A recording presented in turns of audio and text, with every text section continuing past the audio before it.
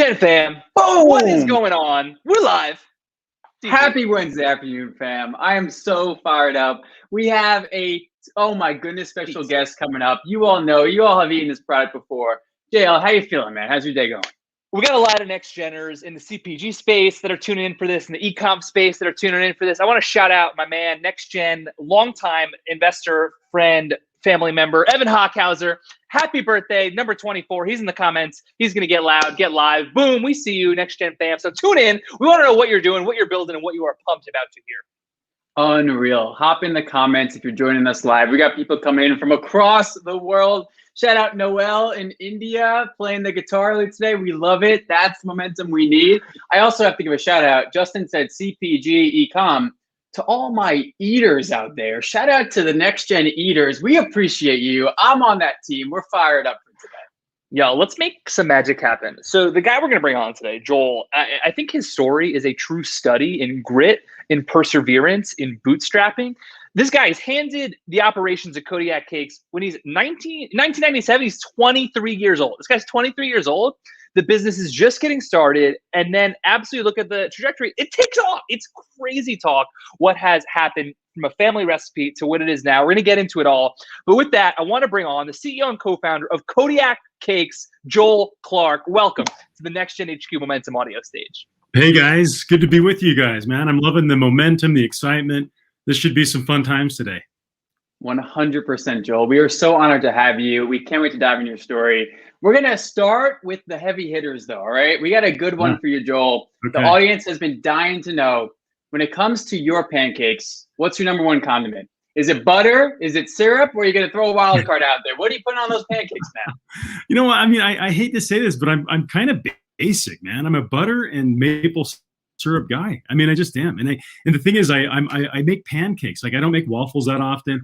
And the funny thing is like, I still eat pancakes at least probably 3 days a week still. I mean, all the time we're making pancakes.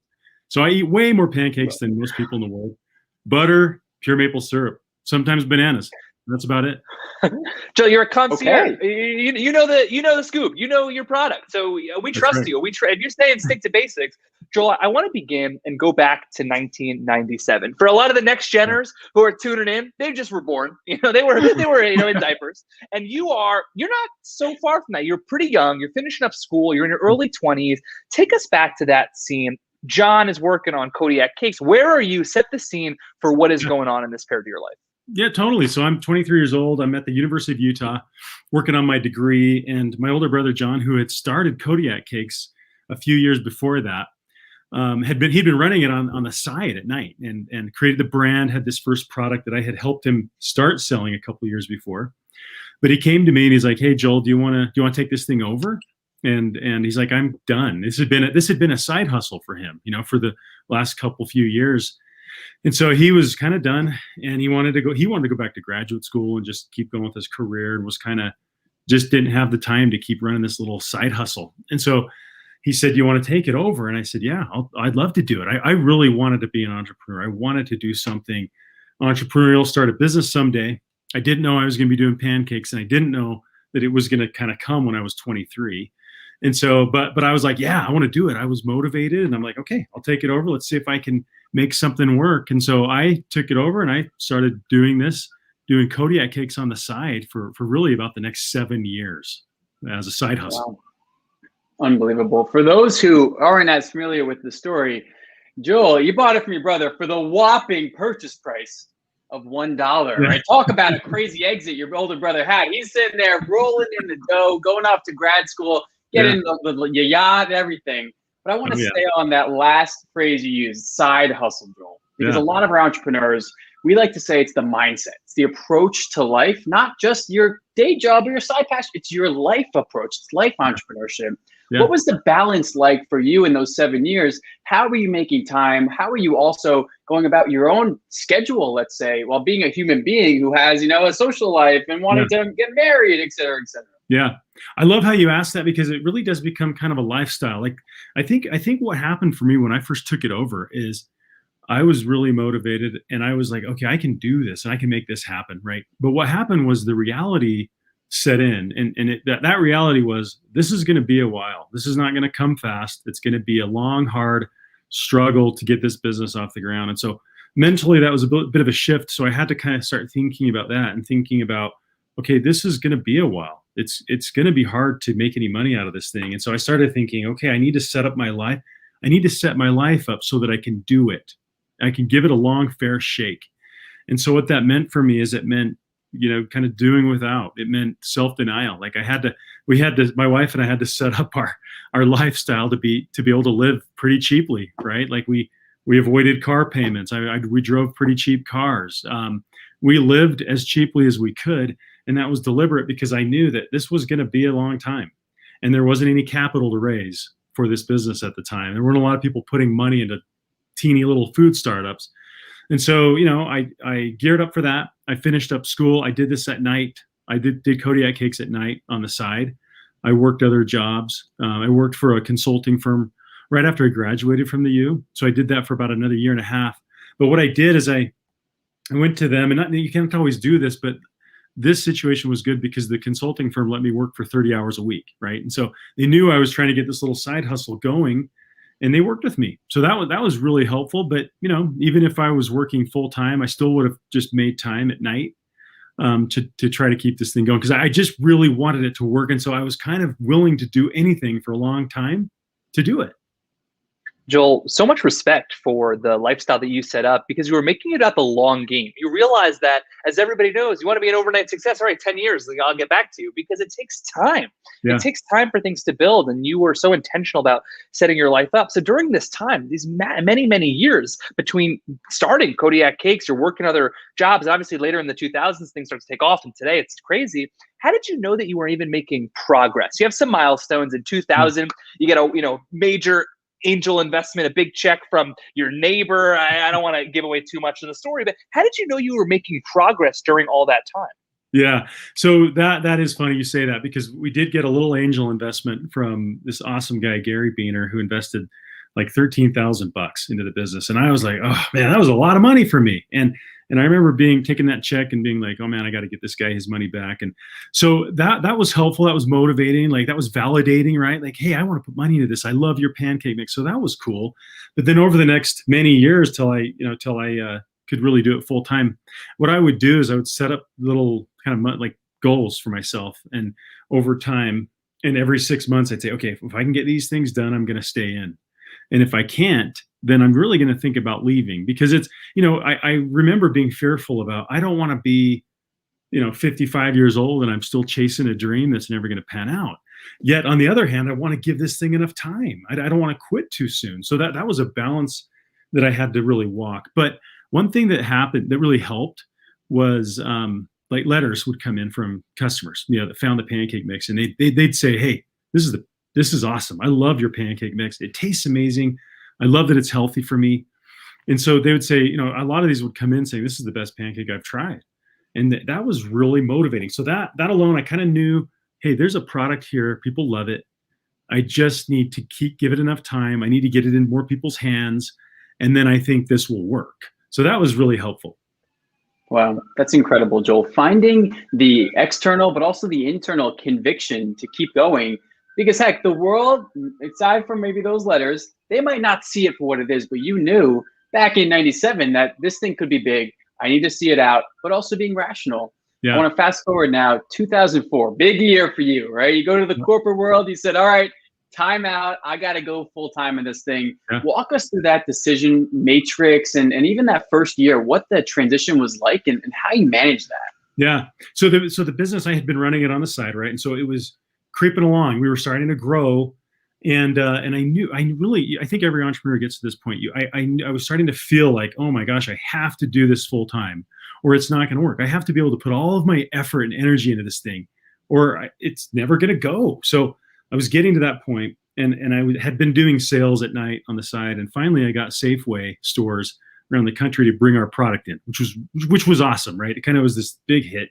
We had one SKU, one product, and it went into 1,200 Safeway stores. And so I'm like, okay, I think I can do this. So that's when I went to my boss. I was still at the consulting firm. This was post-graduate school by now.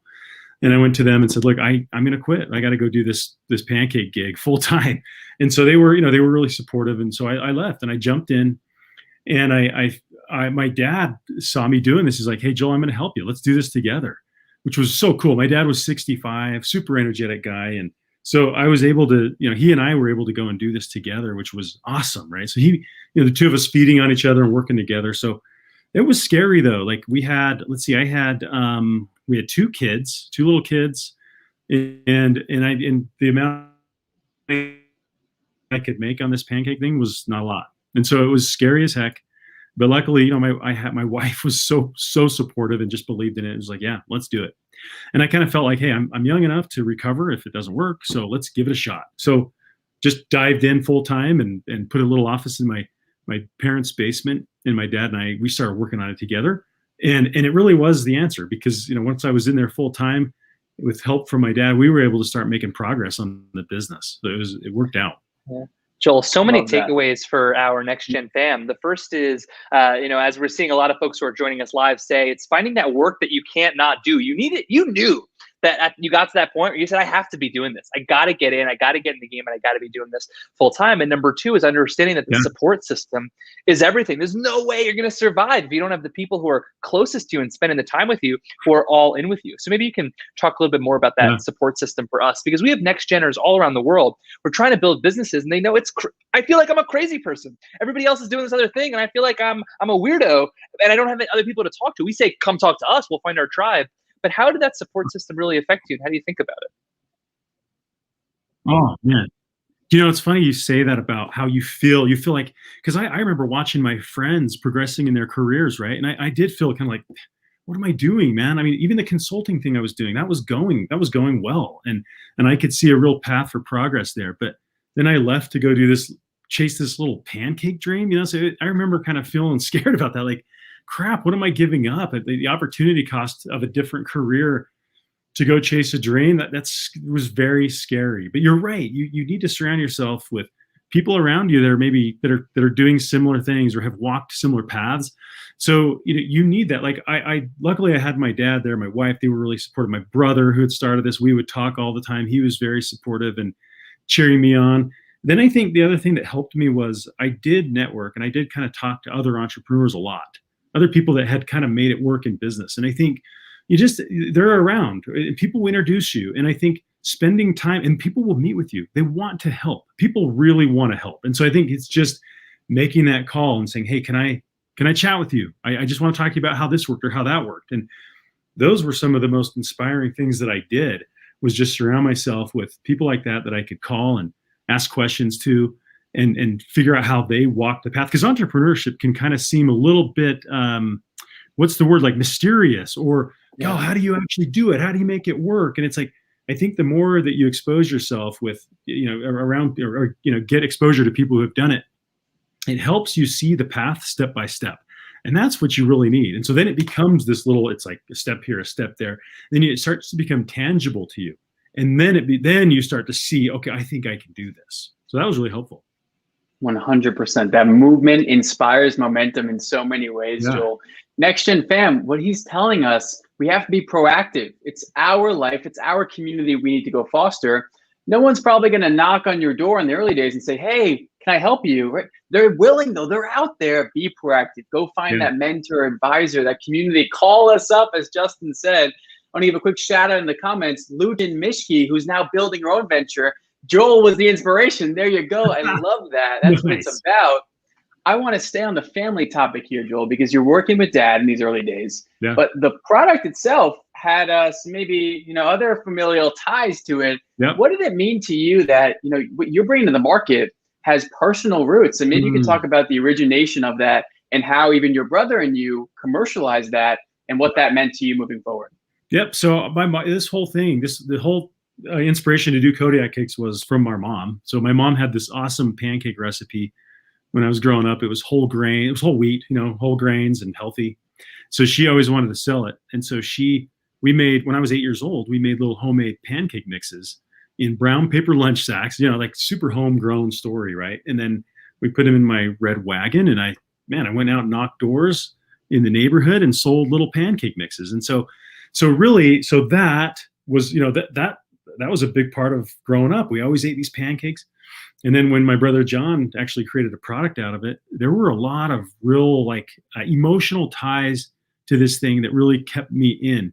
And I remember, what's funny about it though, is I remember kind of when the road was super rough early on, and I remember kind of thinking, okay, is this going to work? Am I wasting my time? You always have those questions, right? But I'd see little bits of progress and I would stay in, and I was very passionate about it. But so those emotional ties are awesome because they keep you going, and you've got to have the passion, because you won't be able to overcome the barriers if you don't. And so those emotional ties are great. Yet they could also, I remember kind of thinking, if I lean on those too much, that could cloud my vision, right? That could make me not be objective enough. So I remember just kind of trying to balance that in my mind, like thinking, okay, this is amazing because there's, this was my mom's inspiration. It has it's a family recipe. My brother spent so much time doing this, and I spent so much time doing this. And so, but I remember thinking, so those are cool. I need to make it work for those reasons. But then I remember kind of thinking, okay, but I got to be careful. I can't let it cloud me too much. And if I'm too emotional about this, then maybe I'll make bad decisions. So it's just, you just have to try to be objective when as much as you can, yet that passion is important. It keeps you in. Joel, this is why, as you said, entrepreneurship is so mysterious. It's because there's no playbook. You're being pulled every which way and having to try to figure out and make the path, make the map as you progress. But you had that passion, you had those family ties, you're trying to stay objective, and you keep pushing forward. And I do want to skip ahead a little bit to June of 2014, which is really when I think things start to pop in so many ways. And I want to zoom in on, you launch a new product, a health-focused, wellness-focused product, this protein power cakes. And it's not that just that one product launch changed the game, although it did, but this time in the business, things are really starting to take off, scale, mature. Yeah. So what changed? How did the business evolve? We'll get into Shark Tank shortly as well, but what really happened to the business that really started to blow it up? Yeah. So in about 2009, so my dad decided to retire. We had been making some good progress. And then I found Cameron Smith, who was just getting out of college, and hired him. We met. I put a job posting up at the University of Utah. So Cameron responds to that, comes into the office, this little piece of crap office that we had. and Cameron's a really sharp guy, super motivated. I'm like, okay, he's exactly who I need. I need somebody young, energetic, who can come in and just help me, right? So he didn't have all the baggage and the history of the hard times that I had gone through. For him, it was like, hey, let's go build this business. That sounds fun. So he came in and brought a lot of new life and momentum and energy. So he and I just kept cranking on the business together and started making real progress. So 2014 comes around, and we had started to build distribution of the products that we had. So we had a pretty decent base. We had just been into Target stores nationally. And then so two things kind of happened that really became that inflection point for us that year. So the first one is that we went on Shark Tank. And so that was what happened there. Was Cameron came to me before, and he's like, hey, I think we should try to get on Shark Tank. We're thinking about raising money. We need exposure. We got to get this product selling at Target. I'm like, go for it, man. I'd never seen a whole entire episode of Shark Tank. I knew what it was, never watched it. So I'm like, go ahead. So he emails them, and he got us on the show basically. So we went on the show and got all this exposure from that. So that was incredible, because it was all this amazing PR publicity that we didn't have to pay for, right? And right after that, so 2 months after the show aired, then we launched Power Cakes. And so Power Cakes was our protein line. And so that went into Target stores a couple months after Shark Tank hit. And that just resonated like crazy, especially with millennials, right? Because millennials were looking for more protein. We were one of the first kind of mainstream center of the grocery store products to put protein into a product. And that just started to really work. And so immediately it became the #1 selling pancake mix at Target by like 20% that year. And so, man, all of a sudden we experienced what it felt like to have exponential growth and a product innovation that really resonated even beyond what our original products did, right?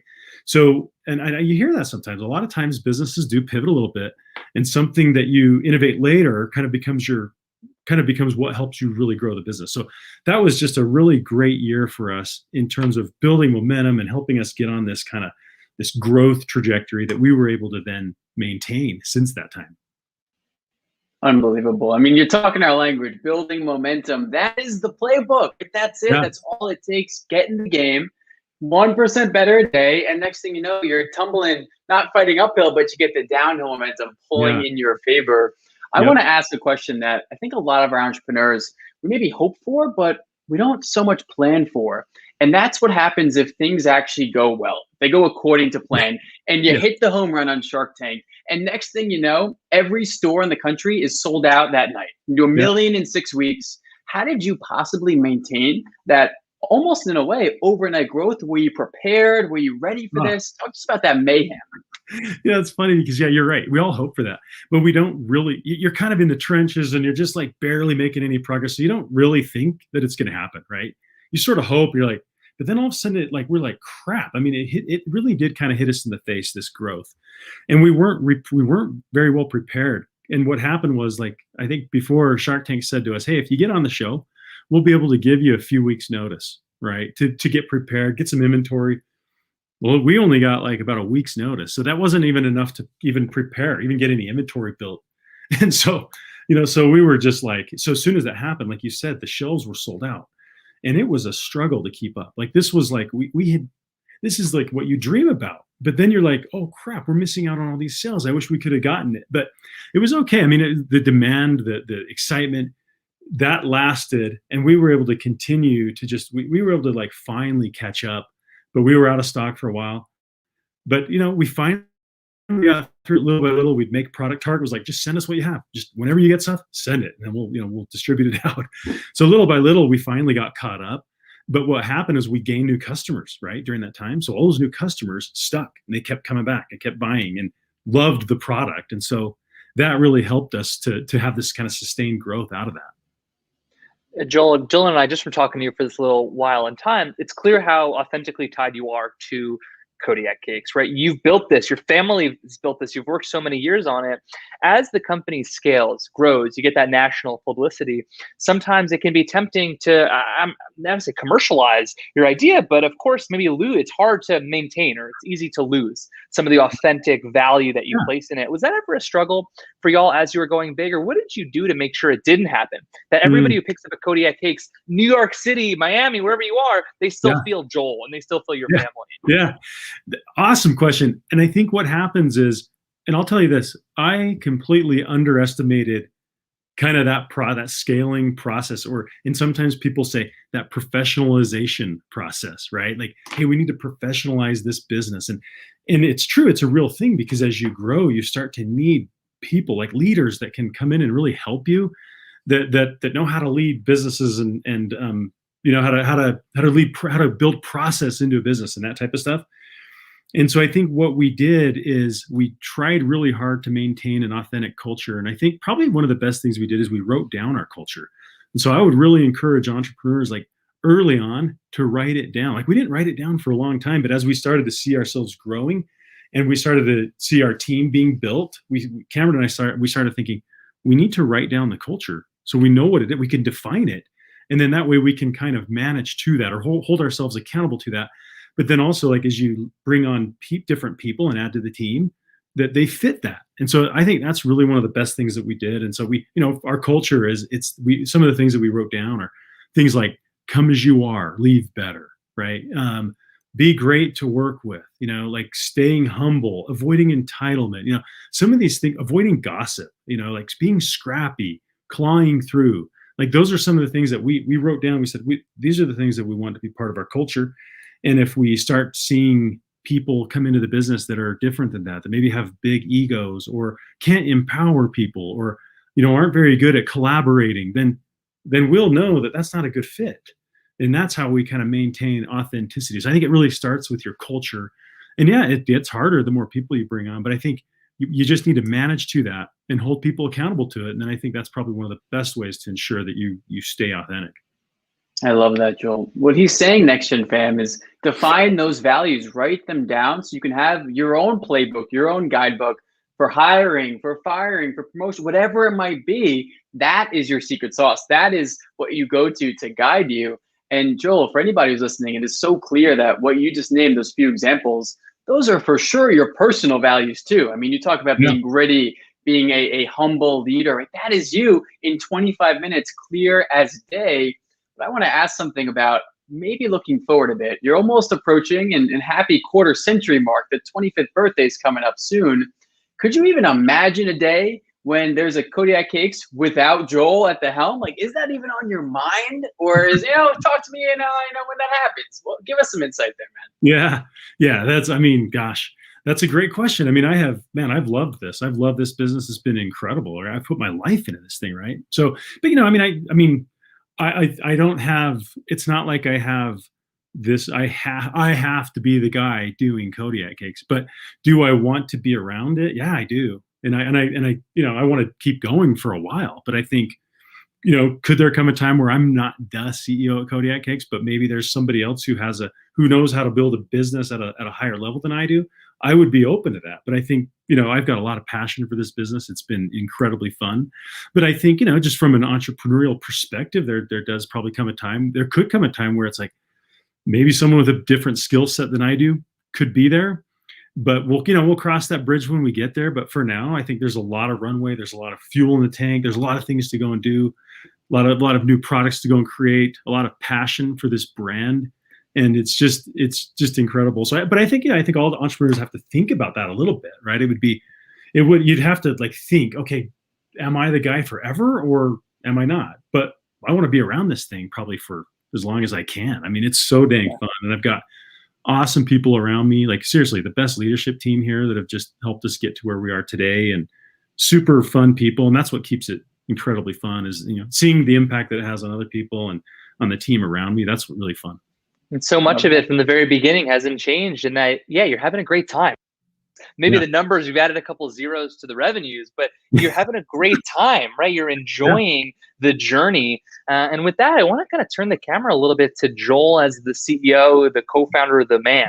So you talk about your support system. That was critical for you in those days. What else can you help us understand about your habits, your routines, your living situation that has allowed you to stay humble, stay grounded, and stay focused on doing good work instead of getting maybe carried away as the business has grown? Yeah. Okay, that's good. Look, a couple of things are, I would say, I have to give a lot of credit to my wife, Colleen, because she's very down to earth, humble. She doesn't care about a lavish lifestyle. That's never been her thing. She just doesn't care about that. She'd rather live a simple life. To her, it's just about, hey, she would love to have stability and security, but then what kind of good can we do with that? So I think, that, she's been a great, she's really grounded me big time. And then I think I've tried to surround myself with people that have that kind of value system, right? And so it's like, this has never been about me. I don't care about publicity or exposure. I just don't care. I don't care about that. But I do want to create a business that's successful because it creates a lot of stability and security for people and career growth. That's fun. I mean, that's what's cool for people is like how are they doing in their lives? Are they making progress? And so if this can be a business that inspires people to do better and become their best selves, then sign me up for that. That's exciting for me. But, and then I just say, I alluded to this a little bit before, but I think just, entrepreneurs really do need to say, if you really want to do that, you got to make some sacrifices. And that keeps you grounded too, because you have to set up, can I financially do this? You're going to have to, there's some self-denial that goes into that, right? Your lifestyle is probably going to have to be pretty thin for a while. And that's good. It does keep you grounded, right? And so then when investors come around and they see that, they respect that. It's like, okay, cool. That person has got the right incentives. They're thinking about this the right way, right priorities. I want to invest in that type of a business, Love that. Joel, you're such a thoughtful leader, and some of the aspects you talk about in building a business that probably don't get enough coverage in whether the media landscape, interviews, you name it, hiring a team, allowing others to build wealth, to build their career journeys. I know for Justin and myself, early in our careers, that is no doubt the most rewarding aspect. Huge shout out to our team. We've got some of the comments. Franzi, Noel, Mal, Jenna, we are so grateful to share this journey. I want to ask you on that topic, you bring up your family, 4 kids ranging from 8 to teens, and you got the whole thing going on. How have you thought about whether it's work-life balance, harmony, work, not work, all in one? What's your framework that you even start to, if you do, compartmentalize these things? Yeah, that's obviously hard. We all have to deal with that every day, right? It's just, am I getting enough time at home versus time at work to make, every career needs enough time and commitment and effort. It just needs it, right? So it's always the struggle that we do. But I think, one thing that I think early on is I kind of made a commitment or a decision that I was never going to be the 80-hour a week guy. Like if I couldn't get it done in 40, 50 hours, then then forget it, right? So, I did. There are weeks where you have to put in a little more than that, right? There are just really strenuous weeks, and probably my weeks are often closer to 50 hours. But I wasn't going to be the crazy, 60, 80 hour a week guy. I just wasn't going to do it. And so then I think if you're deliberate about your time, make time, for home and plan your time when you're just going to be home sometimes, So I think that has been really helpful.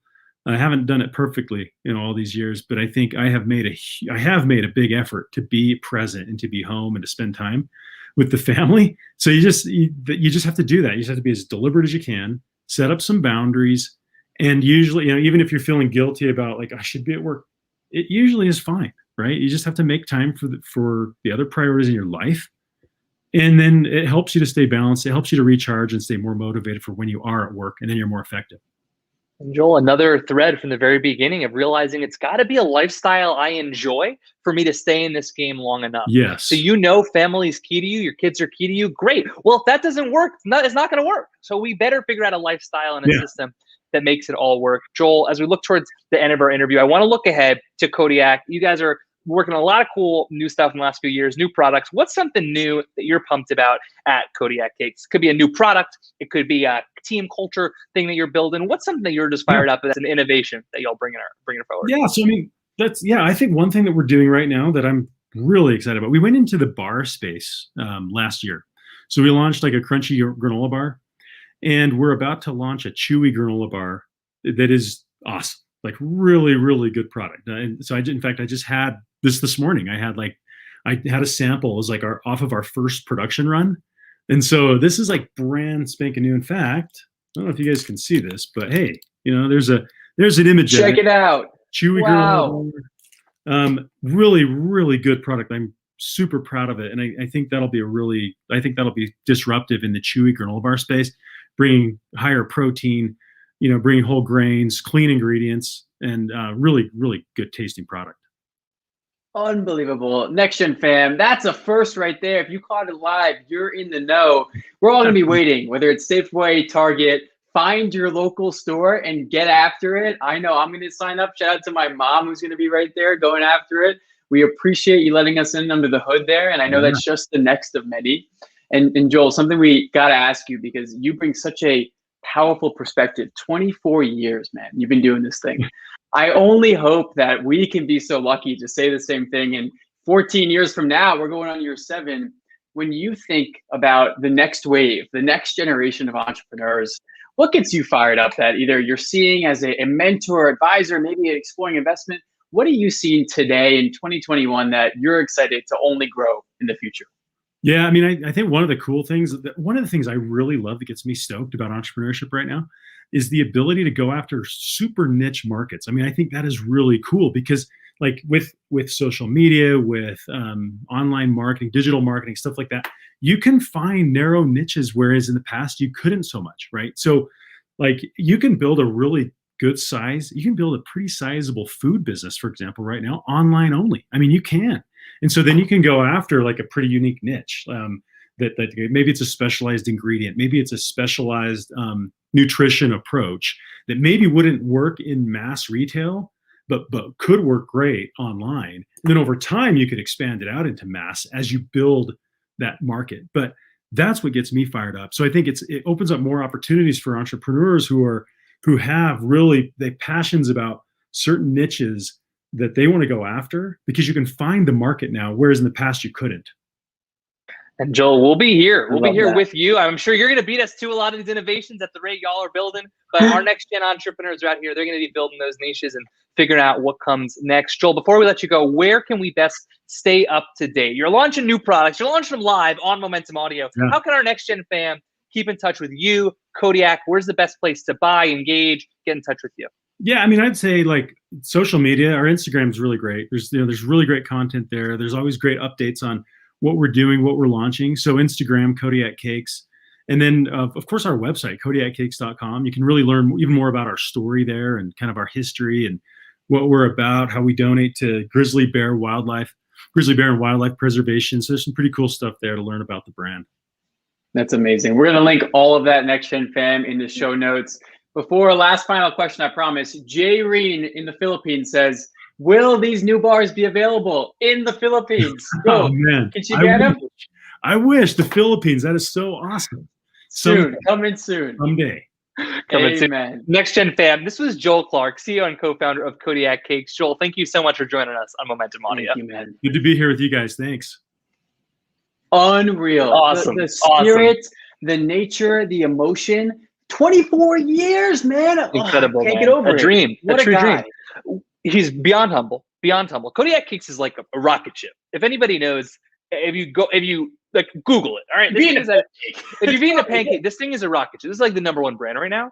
And it is because I think of their beginnings, of how many years this guy put in, years and years, and building and building. But of course, when it finally starts to take off, he's like, dude, I'm been there. Let's get back to work. And it's so natural for him. I think about the Shark Tank example. It's a perfect analogy. How many of us, we see something on Shark Tank, we think, oh, they just came up with this idea. It's brand new. He was already into it almost like 20 years at that point. And he would tell you today, it's still day one. That is the most powerful approach. So grateful for him sharing. What a humble, earnest man. Unbelievably lucky to share a story with our Next Really Gen. enjoyed it. And Next Gen fam, so many takeaways on getting in the game, staying in the game, on having that persistence, but on making sure it's a lifestyle and a sustainable approach that you can stay in the game for years, for those 25 years, and make it happen. So Next Gen fam, this was dope. Joel was dope. Huge thank you, Stacy, Sarai, the entire team at Kodiak Cakes for making this happen. Huge thank you to Joel. And we want to know your feedback, as always, of what we can be doing and how we can be bringing you the momentum you need.